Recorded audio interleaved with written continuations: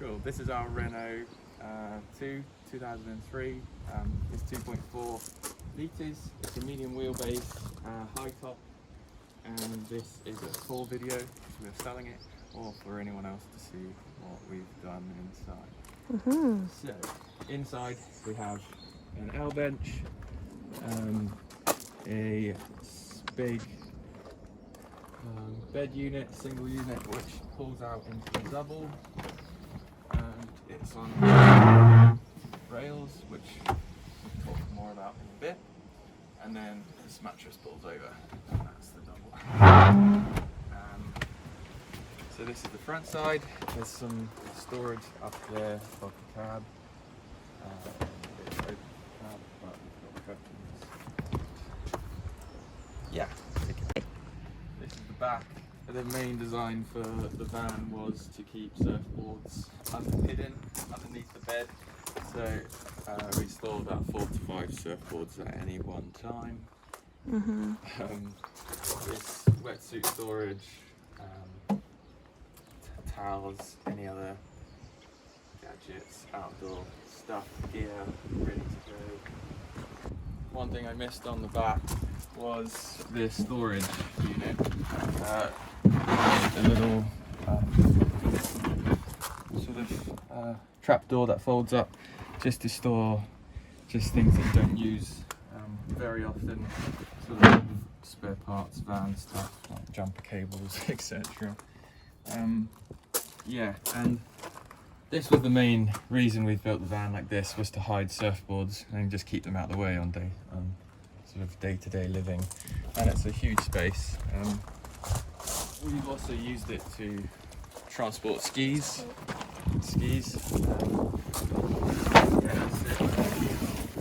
Ski bag, 2 ski bags fit in there very comfortably. Yeah, I lined it with cork just to be a bit softer on the boards. And yeah, the spare wheel is stored underneath the van, which we have had to take off once, and that just requires an adjustable wrench, so the wheel falls off. Yeah. One last thing is this extendable pole, which clips under here. And we just use it to keep the doors sort of separated when it's windy or when we're at the beach or something. We use it for hanging stuff, clothes, towels, swimming costumes, and then this way the doors don't swing shut if it's a bit windy, like today. And this is the kitchen. There are 2 hobs and a grill under here. It's run off of an 11 kg gas low refillable tank, which has an exterior refill point on the outside at the bottom of the van. 12 volt tap, only cold water, but it's manageable. Nice little window for air circulation when cooking, and yeah, lots of storage. So these are all our kitchen cabinets. They have little hooks which are quite fiddly, but they're out the way outside. So quite big kitchen storage, which we use for foods and stuff. And then a little drawer here. This is an open drawer. You can open it, but we just use it for quick grab cereals, coffees, etc. So nice and quick and easy to grab. More storage for pots, pans, plates, cups, etc. And another little drawer. We store laundry or dirty laundry. Going. Yeah, so around this side we have a closet, which is quite handy for hanging stuff. We lived in it for a year, so nice to not have everything creased all the time. If you want to hang jackets or keep some nice clothes for certain occasions. Then we have separate shoe storage with a little shelf there so the clothes don't grab on the stools, loads of toiletries, toiletry storage, which is out the way and handy. Yeah, handy to have a closet. And then all of these are on rails. Fold out one. Yeah, and in the kitchen we have so two 10-litre water tanks as extra. This is a grey water tank. We have a splitter pipe here, so you can choose to either put it in the grey water tank or out into the down through the bottom of the van onto the road. This is the gas container, which is sealed, and there's a drop-through vent, so any leakages will go straight outside. It's, like I said, an 11 kg gas low tank, which is refilled from outside. There's a 20-litre water tank here, which is held on by a little wooden frame. Then that pops out. That's how we refill. Under here, under where the water sits, is a little heat source HS2000 heater and fan. That also has a drop-through vent, and so does this cabinet, so any of the sort of gas leakages head straight outside. Yeah, so here are our gas connections. Gas comes out of here and then through here and into the splitter. So this is for the cooker, so that's on, up is on, sideways is off, and then this is for the heater. So yeah, and then this is the splitter hose and the water pipe. Living area, it's an L bench, but the L can be taken away as it hooks on to this drawer if you need the space for storage. So there's this one here, that box there, and then this super long box underneath the storage, sort of making use of the dead space. Yeah, so that's handy. And then this comes out, hooks on there. Sturdy, that's secure.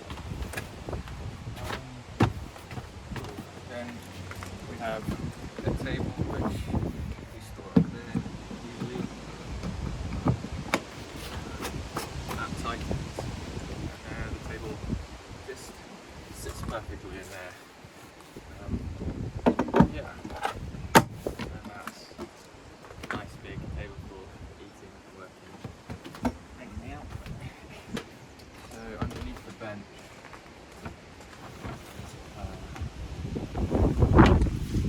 we have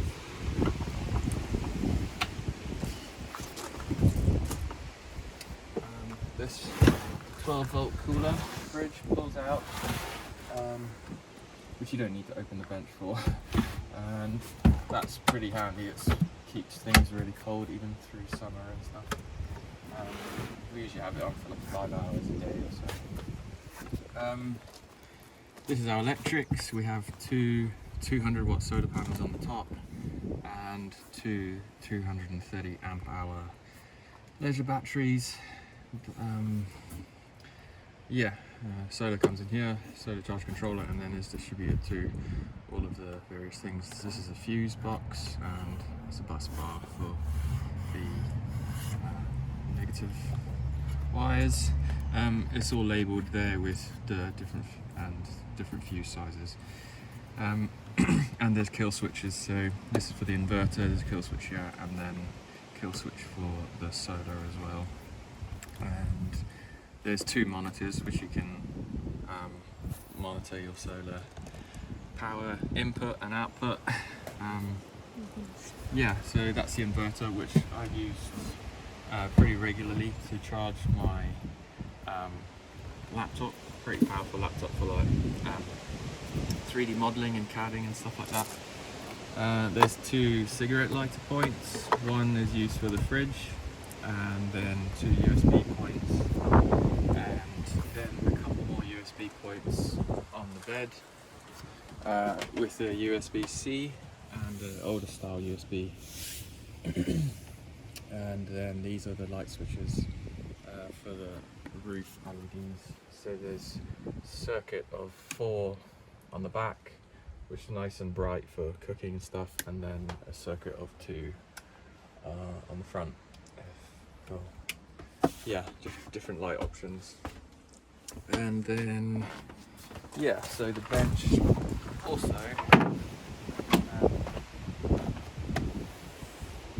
he turned into almost like a daybed style thing.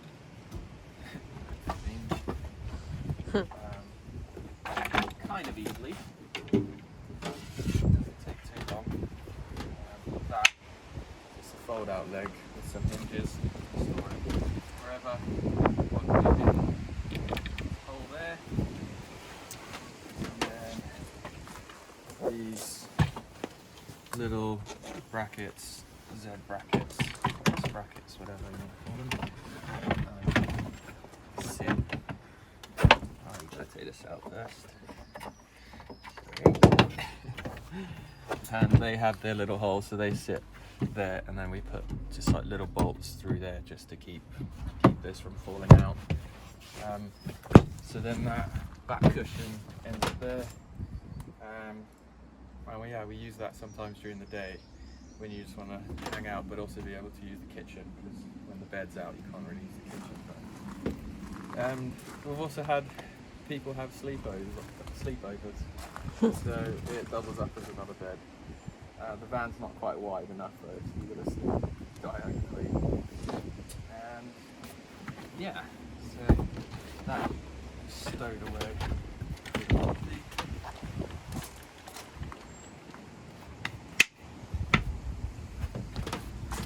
And this is the back, sort of backrest that slots down the back of the bench. It keeps this from falling forward. So you need that to go into one of those holes. And brackets to line up, and then that's the backrest.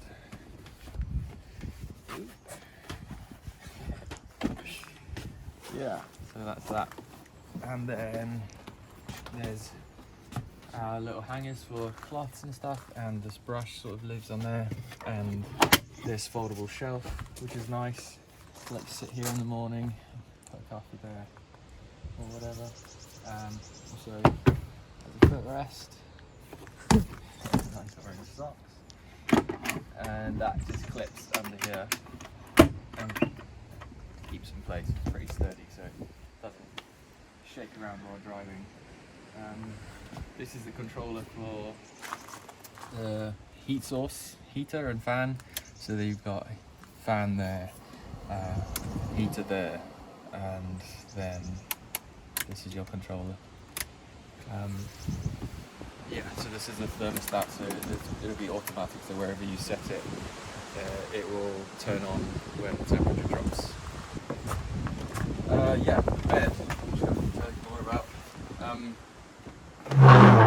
They're set on 2 heavy duty rails, which can take, I think, something like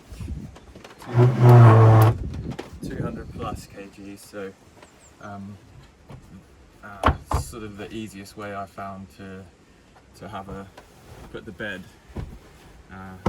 back and in and out every day. It's just so easy, so quick, and out of the way.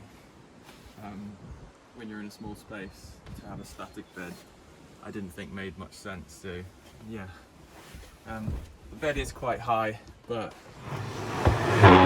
it allows for loads of storage, and just climb up however you like. Yeah, roof, padded roof, hooks for hanging lines, so we usually use that just to dry cloths, dish towels, etc.